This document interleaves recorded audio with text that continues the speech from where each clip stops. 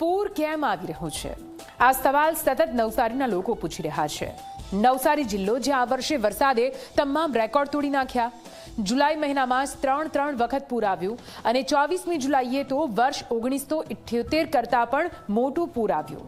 હવે આ વિનાશ પાછળ માત્ર કુદરત જવાબદાર છે કે પછી માનવ સર્જિત કારણો પણ છે? ગણદેવી તાલુકાના કાંઠાના હજારો લોકોનો આક્ષેપ છે કે ગેરકાયદેસર ઝીંગા તળાવોએ પૂરની વિનાશ લીલા વધારી દીધી છે. જુઓ આ ખાસ રિપોર્ટ.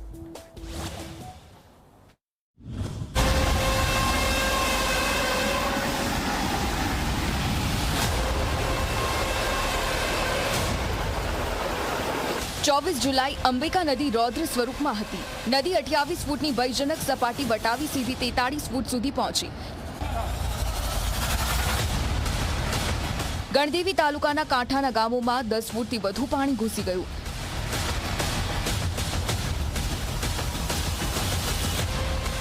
હજારો લોકોના જીવ જોખમમાં મુકાયા. ઘરવખરી, પશુધન અને જીવનભરની કમાણી પૂરના પાણીમાં તણાઈ ગઈ. સૌથી મોટી વાત એ છે કે પાણી ઓસરવામાં 48 કલાક જેટલો સમય લાગ્યો.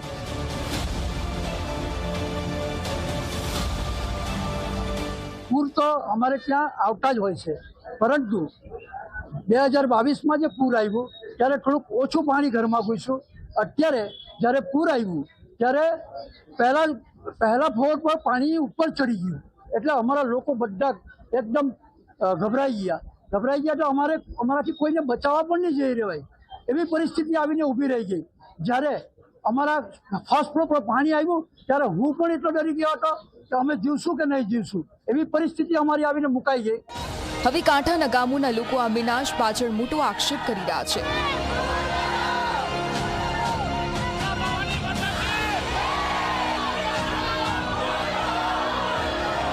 લોકોનું કહેવું છે કે અંબિકા નદીના કાંઠે અંદાજે 2500 થી 3000 જેટલા ઝીંગા તળાવો બનાવવામાં આવ્યા છે. લગભગ 5500 હેક્ટર વિસ્તારમાં ફેલાયેલા આ તળાવોની ઊંચી પાળો અને બંધ કરાયેલા વરસાદી કાંસના કારણે પૂરના પાણીનો કુદરતી માર્ગ અટકી ગયો. પરિણામે પાણી ગામોમાં જ અટવાઈ ગયું અને વિનાશ અનેક ગણો વધી ગયો. શું ઝીંગાના તળાવ આપણે પૂરગ્રસ્ત એરિયામાં બંધાવવા જોઈએ? અને બંધાયા છે તો શા માટે? અને લીગલ છે કે ઇલીગલ?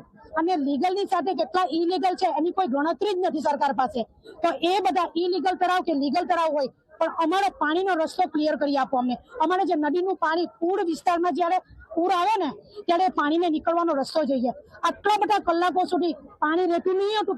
પહેલા પાણી આવે ને 8-10 કલાકમાં ઉતરી જતું હતું. આજે 24 કલાક ને 48 કલાક સુધી પાણી ઘરની અંદર જોયા છે. 48 કલાક માણસ પાણી પીએ ક્યાં, ખાય ક્યાં, બેસે ક્યાં, અને માણસ જીવતો કેમ રહે?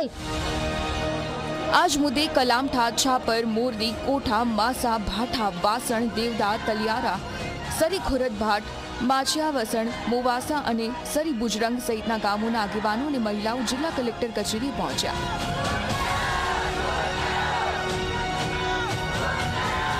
સેટેલાઇટ મેપિંગ સાથે ટેકનિકલ પુરાવા રજૂ કરીને નદીના પ્રવાહમાં અવરોધરૂપ તમામ ઝીંગા તળાવો તોડી પાડવાની માંગ કરી.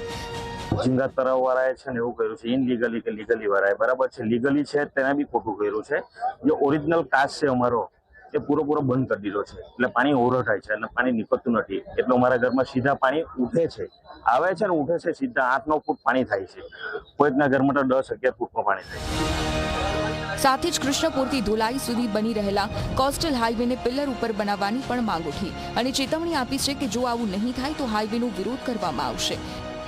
જો આ ઝીંગા તળાવ નહીં તોડવામાં આવે તો અમે આ રસ્તો જે રસ્તો બનાવશે એ પિલ્લર પર બનાવશે, અને પિલ્લર પર નહીં બનાવે તો એના માટે અમારે કોઈ પણ આંદોલન કરવું પડે. એ અમે ગાંધીજીના માર્ગે જવા માટે તૈયાર છીએ.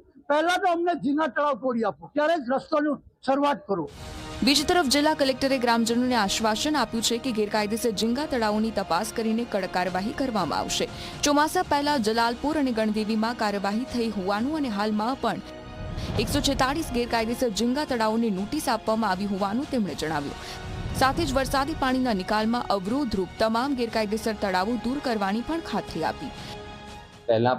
વરસાદ પહેલા પણ જલાલપુરમાં અને ગણદેવી મેંદરમાં ખૂબ મોટી સંખ્યામાં ગેરકાયદેસર ઝીંગા તળાવ વિરુદ્ધ જિલ્લા વહીવટીતંત્ર તરફથી કાર્યવાહી કરવામાં આવી હતી.